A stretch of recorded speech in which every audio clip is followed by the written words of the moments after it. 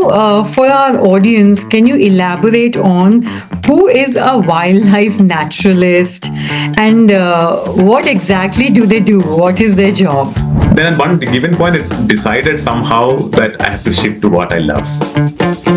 And that took a long time, by the way. It took a long time. But as I said before as well, nowadays, if people willing to invest their time in wildlife, in research, or being a naturalist, there are plenty of opportunities out there. Wildlife enthusiast, especially if students want to get deeper into wildlife and acquire knowledge about it, what are some of the good publications, magazines, journals to read? Can you name some? What are some of the good countries or places to pursue the postdoc from? Any? One of my personal stories here, because I said, I grew up in a village where surrounded by hills. So recently, one of the hill being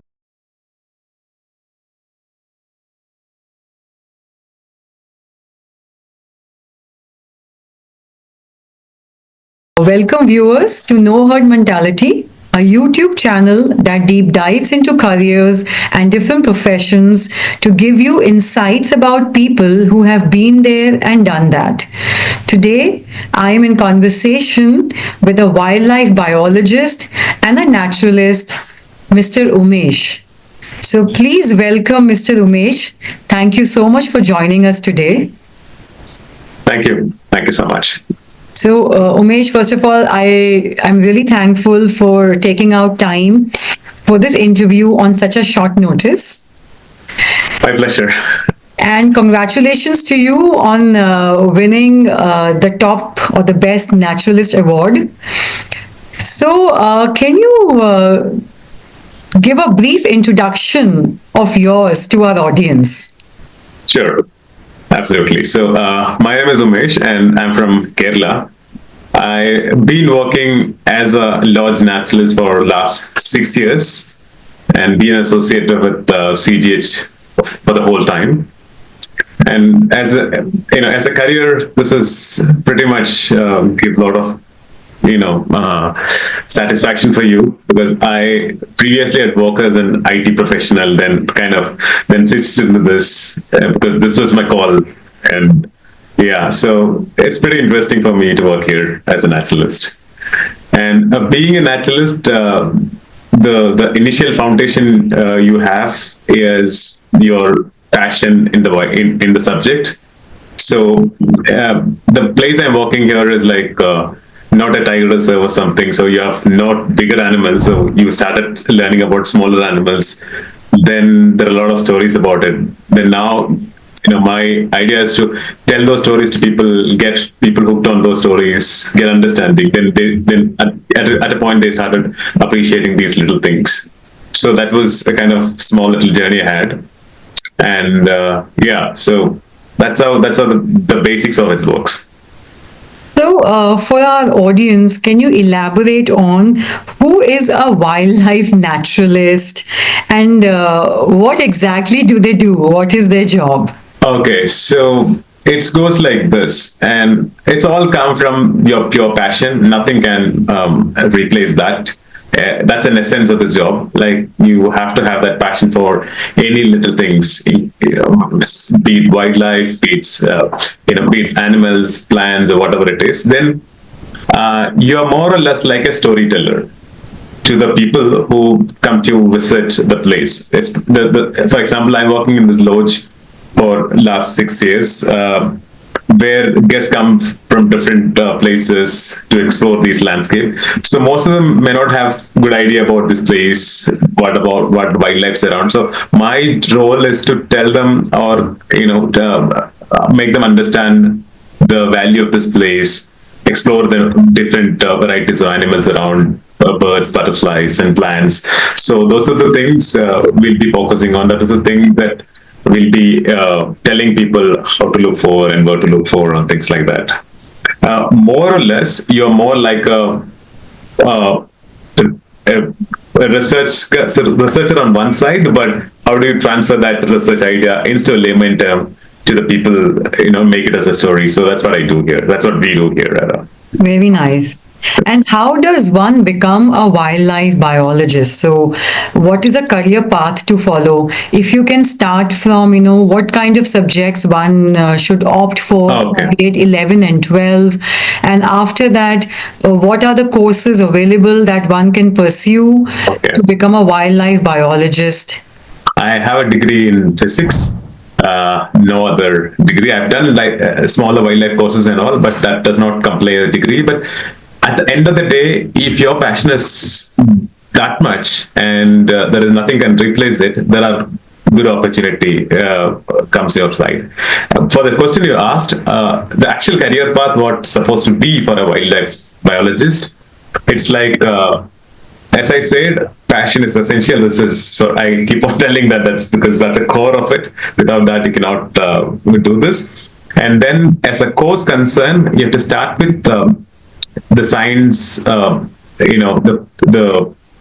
plus two science or something like that, and then When you you say can go. science would entail It's physics, chemistry, and And biology. biology, yeah, yes, yeah. It should be that stream: physics, chemistry, and biology. That should be the stream initially. Biology is a must stream along with this.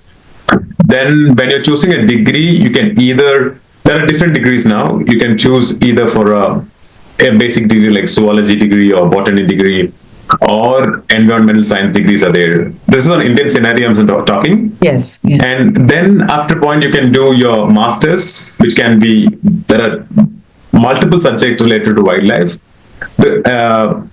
If you can do the core subjects like zoology and botany. Other than that, there are pure wildlife science subjects are there, including wildlife biology running by National Center for Biological Studies in Bangalore and Wildlife Institute of India in Dehradun. These are the two prime institute where you can do. Apart from that, you can do masters in. There are different other universities as well, like some private universities also running wildlife biology in India. But the course is like very vast, which covers from the basic wildlife biology to the habitat and your research and all those kind of things. A very vast subject, by the way. But these are the opportunities we have, and but the seats are very limited as far as my understandings are. So the competition is pretty high for that, especially for the NCBS and WII. Competitions are pretty much there. So that's where you finish your masters. And from masters, there are options like you go for PhD outside. There are plenty of institutes doing PhD outside, which is again very competitive, which is much rewarding. So that stage you'll be going as a researcher, not as a naturalist path. This is mostly a research path, but you'll still be a naturalist on one side. Yeah. What is the So difference between okay. So the yeah. So research path and the naturalist path? okay, so there is actually, I'll clarify it for you because there's a clear cut difference between this. It goes like this: a researcher also can be a naturalist. It's vice versa as well. But when you choose the correct career path, where when you're doing research, that goes to different project, different conservation project, and things like that. And when you choose to become a naturalist, that become like a lord's naturalist, a naturalist guide where you take people to explore and things like that. And that is more like you're taking laymen or maybe people who have lesser experience in wildlife. You take them out, you show them around, and talk them out, give them that experience. That is more like an hospitality aligned space. But on time, the wildlife biologist or a core researcher is he has running a wildlife conservation projects or maybe some taxonomic related project on things like that. So those are two different paths, but nevertheless we can combine that as well together. So that's what I'm doing now, because I do research on one side as an independent researcher.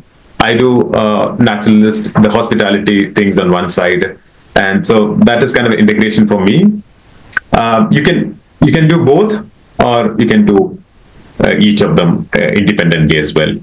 So that's how it works. But so as again, you're a researcher now, then research goes to different projects, different funding comes, then the postdoc and things like that. Again, there are a lot of opportunities in India now and abroad, of course. And then at your PhD level and all will be having core subjects or core Sorry, focus what on level? something. PhD and all. PhD level. Yeah. Okay. So those level you'll have something core focus on yourself. Like maybe it's a behavioral subjects or something taxonomic related, or maybe something molecular biology or something like that. That is depend upon Your person to interest. persons. Yeah. Yeah. Exactly. That's how it goes.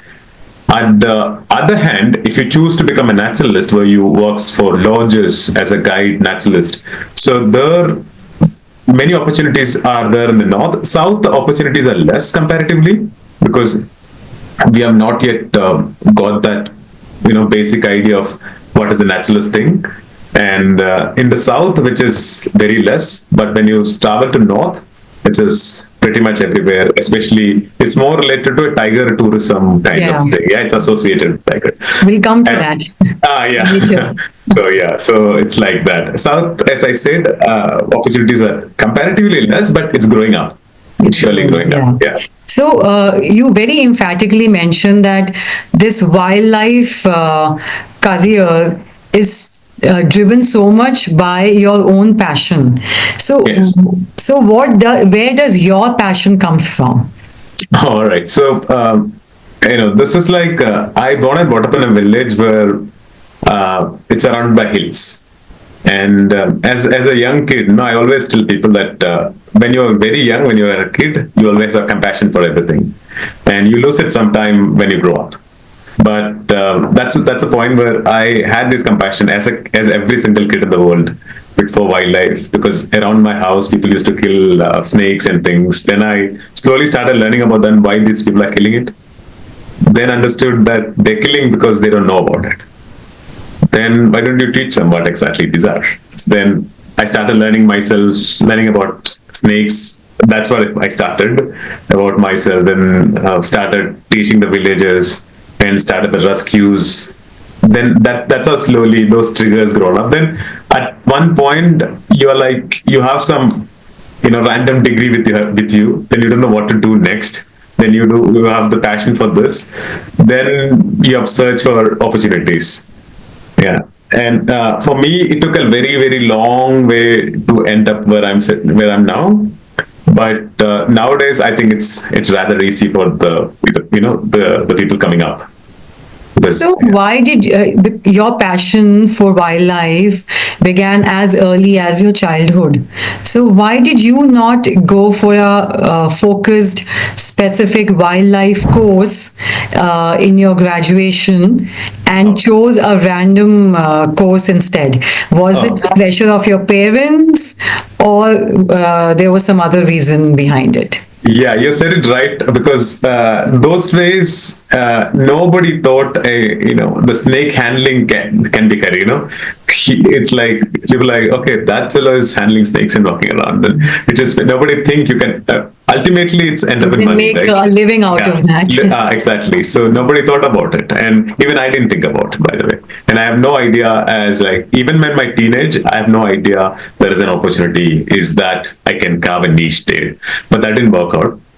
And off the family pressure, I took other degree, and later I got to some other jobs, which is which is like everybody out there that somebody they don't love the job and hard to work there. I had in such situation. Then at one given point, it decided somehow that I have to shift to what I love, and that took a long time. By the way, it took a long time. But as I said before as well, nowadays, if people willing to invest their time in wildlife, in research, or being a naturalist, there are plenty of opportunities out there. Can you elaborate on the career opportunities available both as a researcher and a naturalist? What what are the kind of jobs one can find as a naturalist as well as a researcher? Okay, so as a researcher, after your PhD or maybe a postdoc, there are projects out there like conservation projects. You can be lead some of the conservation project. You can associate with a conservation project because now in India there are many conservation projects are happening for many endangered animals. So if you are if you learn become an expertise of all any of these, you can become a lead of that, and that will be since you have the passion, you know what you're working for, then that'll always be, very So are satisfactory these work. conservation projects led and funded by the government? Most of them, yes. Some of them, and even though there is no government funding, there are NGOs from outside India. There are people from outside India. They are the fund for this. So you connect with these NGOs and these organizations, Yes, become a part of the conservation project.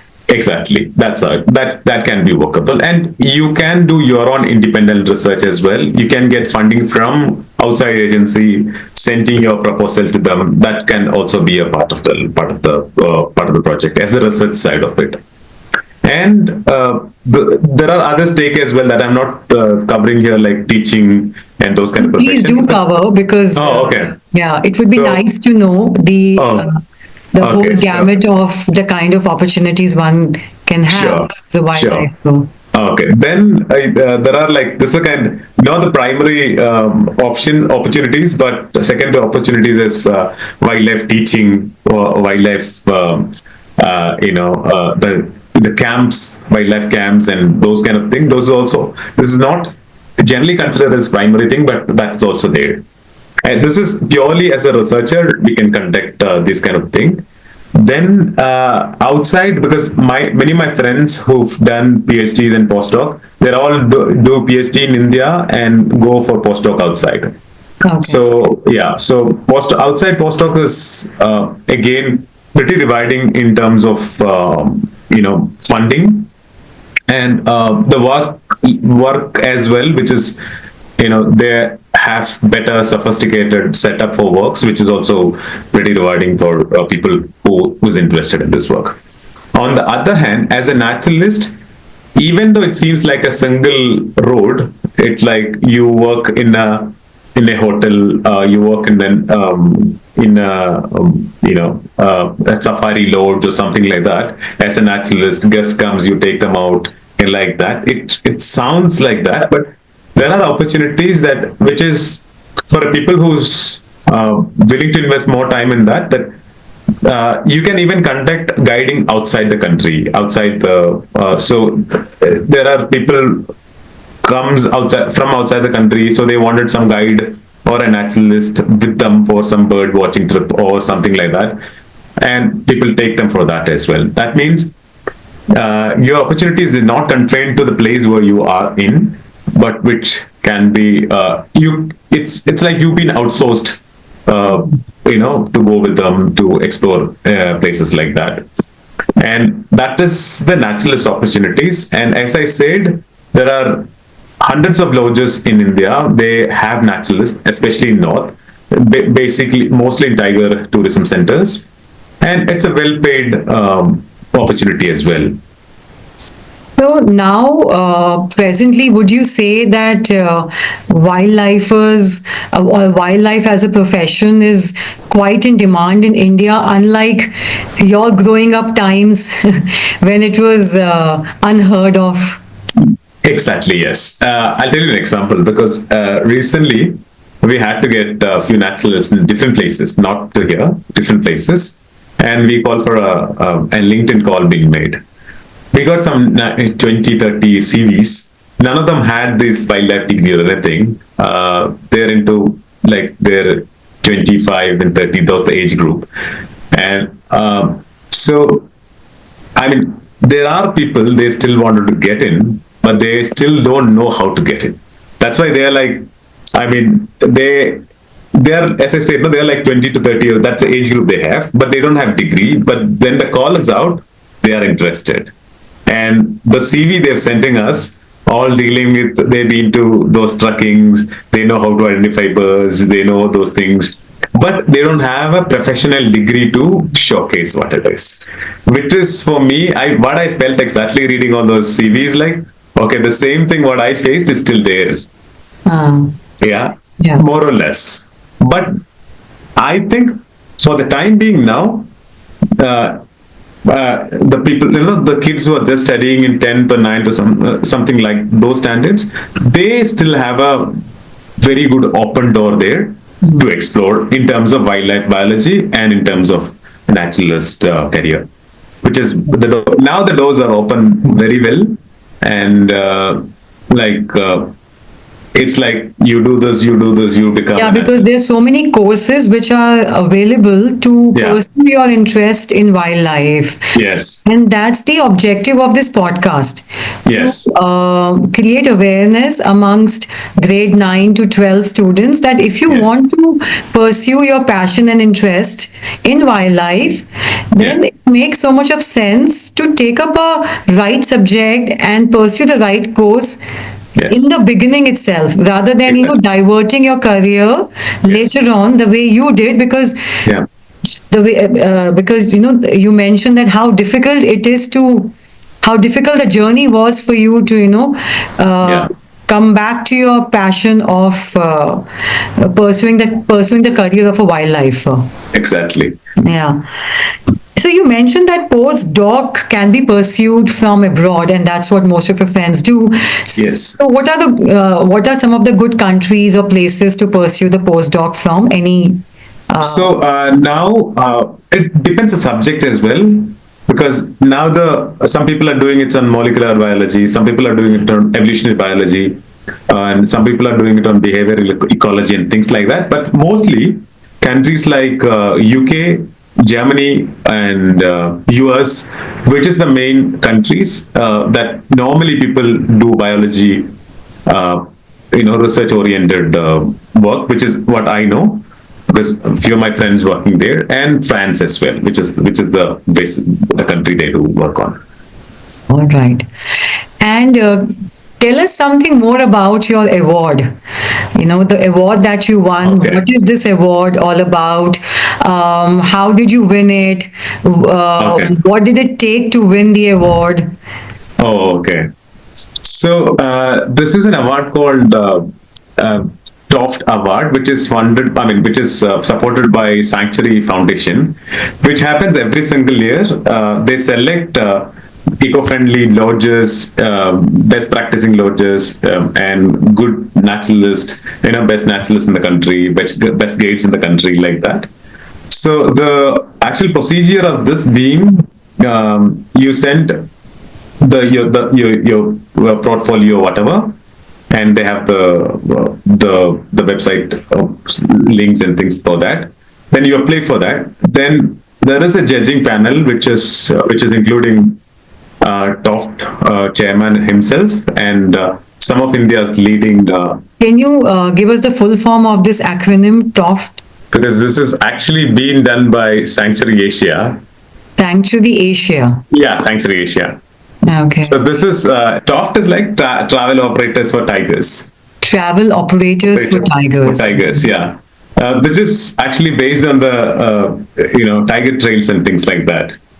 Yeah, and it's funded by Sanctuary Asia is the main key in this. So Sanctuary Asia is doing this, and it happens every year. I said, so they select you based on the career path you have. So what I did is like, I have a lot of research on one side, like there are some publications which I had, so different discoveries of animals and things like that, and plus I have the naturalist career to show. So they'll scrutinize it and they'll select. This year, me and one girl from Nepal got it selected for as the winner, and there are 5 people they shortlisted as well, yeah, including a couple of runner-ups as well. So we are the joint winners this time. Yeah. Very nice, and congratulations to you once again. Yeah, thank you so much. Someone wants to get into wildlife profession, Yes. then what are the essential skills that one needs to possess to become a strong and an effective wildlifer? Okay. So the basic thing is as I said, the passion that comes within, and then your observation skills matters. Then your analytical skills, where you observe things and analysis and those kind of things. And it's always great if you have a love for outdoor, which is definitely required. And those are the very basic skills, as I said, as a beginner. But then later on, you will develop some more since like the be it like a trucking guy or like a photography or maybe. What is a trucking guy? Oh, okay. So most of these wildlife things require heavy trekking, camping, and things like that. So this is a very additional. I mean, when you grow up little bit on bigger side, you learn it slowly that you have to have those mentality for you camp in one place, very isolated place. There is no connectivity, and there is you're living on a minimum food or something like that. That's the very basic. I'm not saying it as a skill, but these are the just some subtle requirement Do which you get lead. trained for it? Okay, that's the thing. Yeah, thank you for asking. So, not really. So, there is no training for this. It has to come with him, and over the time you learn these little things. On the But job. exactly. And as you go deeper, the basic thing is the passion and your skill to explore things. I mean, you slowly, gradually explore. And when at the time you lose your passion, everything collapses. That's same with every single job out there. That's right. So, how was the transition, or how is the transition for you from being a naturalist in the tiger reserves to now being a naturalist for CGH Earth kind of lodges, where you are, exploring the smaller, creepy, crawly Oh, creatures? okay. So, Is it as exciting as the tiger as being a okay, naturalist in a tiger? I haven't worked much in the tiger reserve, but yet I'll tell you what. When wildlife comes, no, especially when you talk about wildlife or wildlife biologists, people always ask you like, "Have you seen tigers before? Have you seen leopards?" And they talk about big things, The big cats. big cats. So I'm absolutely great, yes, but there are things which people unnotice and they may go extinct that without somebody of seeing it. I think we should focus there as well, equally, as you do for tigers. And I always say one thing that we don't have tigers here, we don't have bigger animals here, but we have smaller animals with bigger stories. So that's a catch here, and this is every single time I talk to people like this. So I'm telling, once you started learning about beauty in this little thing, then you started appreciating bigger things. So it's like people comes here, they just see a snake or they just see some plant, then we tell them a story or something related to it. So then they realize, oh, this is that important, this is that interesting. For them, it may be a very random snake or very random plant or whatever. But when you start talking about the stories, then they start thinking about it. Then they started appreciating small little things. That's another thing. Being a naturalist, I mean, if you want to be a naturalist, before you do any course, before you do anything, explore your surroundings yourself, even if you're in cities. That's an I excellent mean, advice. yeah. So observe your surroundings. Especially, imagine that you are living in a big city. You think, okay, wildlife, I have to go to the forest. Not at all. It is wrong.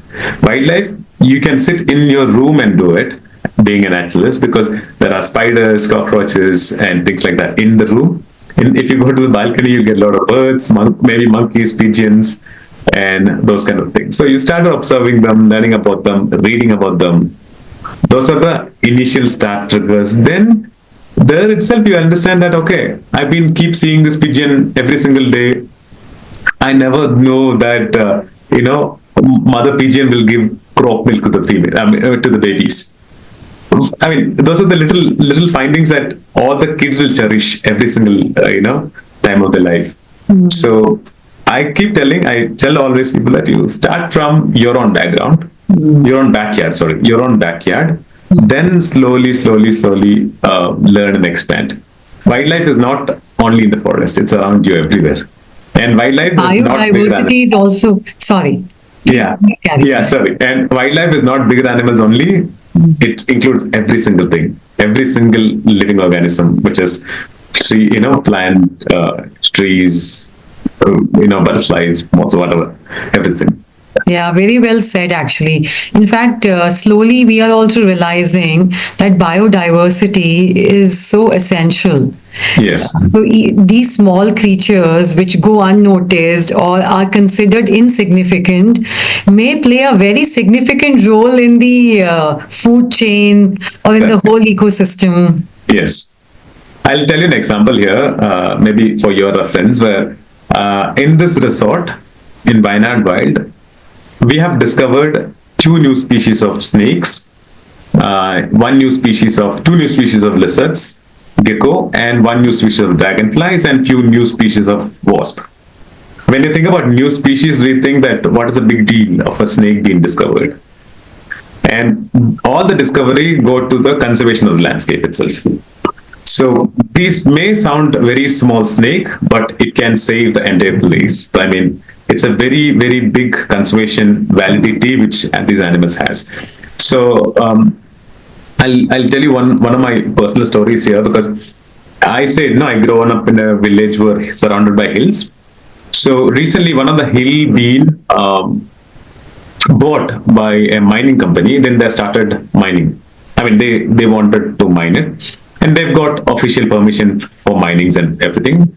Then we protested as villagers. We said you can't do it there. But protest happens. Some villages on that side, it happens, not every place.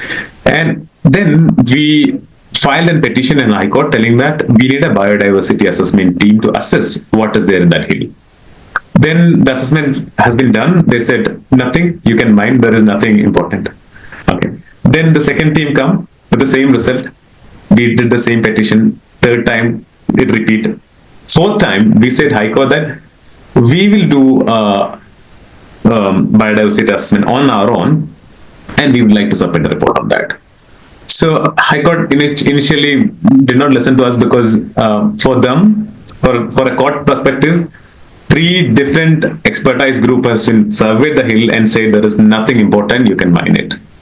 So, but what we did is we discovered two new species of gecko from there, named that gecko in the name of the hill. When I say new species, which is very, very, very important, even it's a small little lizard. So now what happened is, then we publish these papers in an international peer-reviewed journal, and those couple of papers went to High Court. Then High Court was like, okay, so you're discovering two new species, and it's published in an international journal, and the expert biodiversity panel is telling there is nothing to mine. The court got confused, and they sent the fourth biodiversity assessment team, and they discovered two more new species of plant from there. Now, all thanks to these scenarios, the mining has been stopped there. No mining is happening. There is a court order telling that mining stopped for the time being. I mean, the legal battle is still going on. It is, you know how it works, right? It's never ending Yes, battle, by yes, the way. yes. So that is still going on. But for the time being, last 4 or 5 years, no mining is happening there. I would say that all thanks to a little lizard there. That how important these little creatures are. So if that lizard is not there, if that gecko is not there, or that hill would have been mined by them. Now people from the village understand what exactly we are talking about. When I initially talked about these ideas, when we initially talked about that, you protest whatever protest happening, like, but at the end of the day, the court may not listen to your protest. They need valid evidence. So this is the evidence. It's a very small little lizard, but that stand alone and save the hill. So that's Yeah. how important these little discoveries are. Yeah, absolutely. So, Such a yeah. heartening story. Yeah, so we did the same thing here. Imagine maybe like 20, 30 years later, we are not doing any business here. This landscape can be taken over by anybody or any business dealer, whatever it is. They can do whatever they want. And then we have these discoveries to back up that this is biodiversity rich place. So that's how it works. So that being a naturalist, this is also your side. This is your social commitment side of Yeah. a naturalist. Yeah, that is also included there. That also should come with it. And that's a very noble deed. Yeah, it is. Yeah, it is. I mean, in fact, all over the world, wildlife is in grave danger. Yes. It is being, destroyed and exterminated by what we call the progress of civilization. Yeah. So I think it's a need of an hour to have wildlife biologists, naturalists like you, Yeah. more and more people like you, voice your opinion strongly to conserve the biodiversity, because our human life is also so much dependent on them, if I'm not wrong. Absolutely. You are right. Yeah. So sooner we realize that, the better it is for us. Absolutely. So that's what we always tell that, we talk about wildlife conservation, right? Wildlife conservation is a very selfish act if you think about that deeply. Because you don't have to conserve wildlife. Wildlife been here for before you itself, like animals have been here for before you, as many of them. This is, you have to save yourself so that you have to survive, save them as well. If you don't save them, if you don't save your forest, you being a human are going to extinct and going go. So it's in that structure. This is like you're saving yourself by doing conservation. So, Umesh, what are some of the harsh realities of this profession? Because it looks sometimes very glamorous to students to chase the big cats or the big animals in the forest and, click some very sharp pictures of these creatures and, kind of show it off on social media. But what are the actual hard realities on the ground? Okay, so what you said is the actual brighter side of it. As anything and everything, this also have a darker side. I'm not saying it's a darker side as it is, but it's a part of the job where. On the research side of it, people often think that okay, so chasing a tiger, chasing an elephant, which is all about wildlife. Not, I mean, not at all. So sometime you will, for example, I works on a project which is dealing with bat. So, and we have few interns as well. So they've studied in those kind of college and thinking that okay, they're going to chase elephants, leopards, tigers, and all. Then they ended up in this project.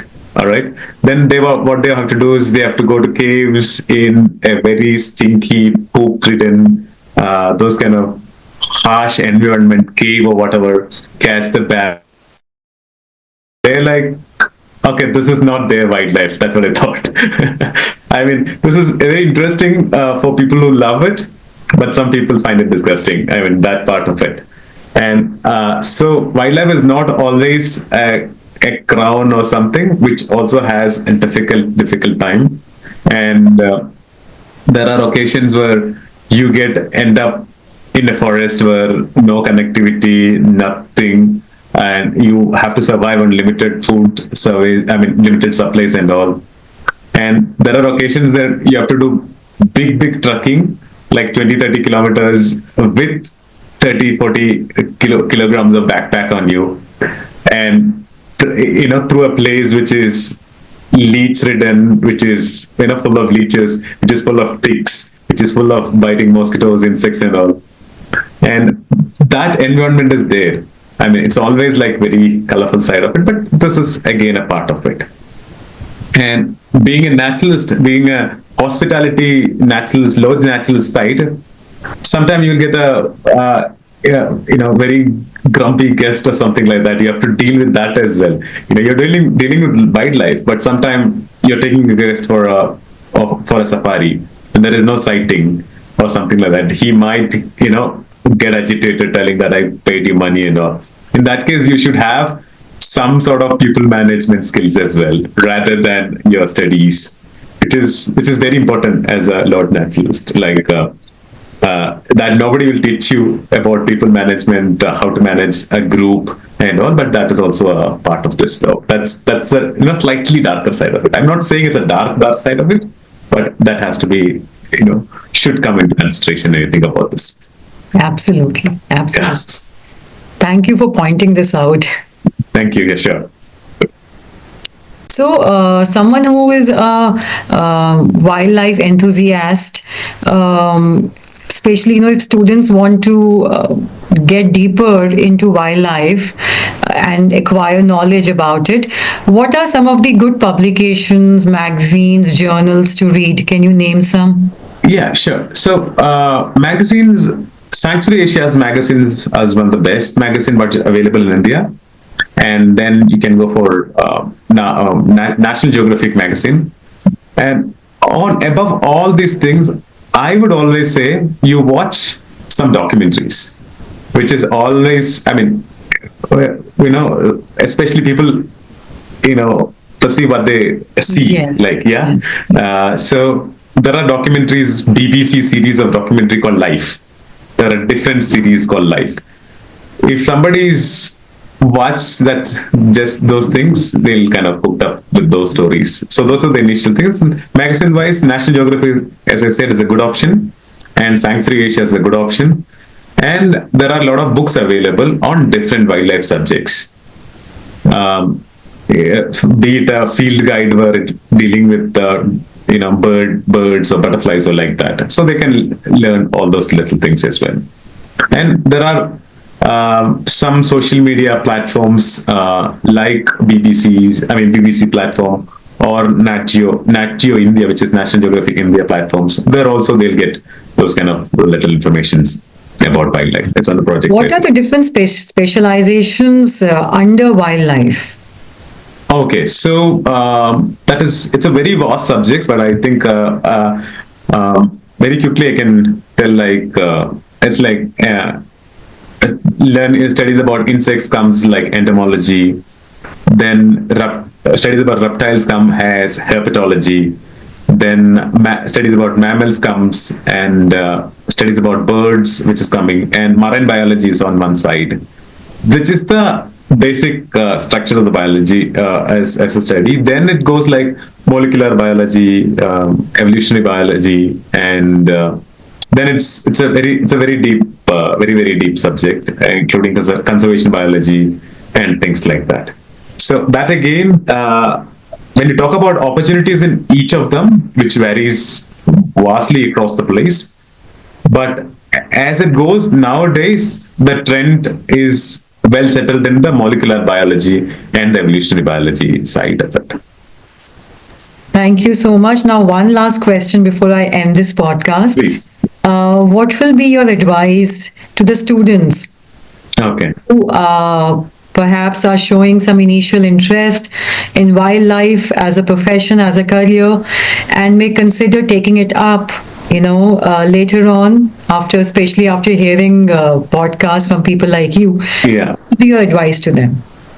Sure. So first, ask yourself that if you have the interest in you, then as I said, observe your surroundings, walk around your surrounding, start reading about wildlife, start watching documentaries about wildlife, which is all those little things that connect you to wildlife. Then slowly, gradually, never lose the hope, never lose the enthusiasm in you.